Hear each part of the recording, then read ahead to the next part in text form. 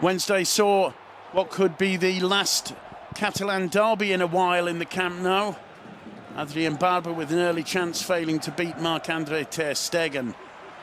Luis Suarez would have this effort in the first half before Didac Villar would hit the post after Clement Lenglet would very nearly turn the ball past his own keeper. Well saved by ter Stegen. Didac on his weaker right foot hitting the post.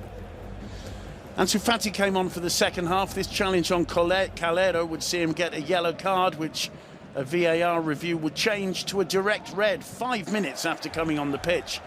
20-year-old Polithano, making his full first-team La Liga debut, would go through exactly the same process. A yellow card for the challenge on Piqué, changed to a red. There's one moment of clarity in attack from Barcelona. Messi's shot blocked. Brilliant set up by Griezmann. Luis Suarez snapping up the rebound to make it 1-0. And a Messi volley would be brilliantly saved by Diego Lopez, who clattered into the upright in the process.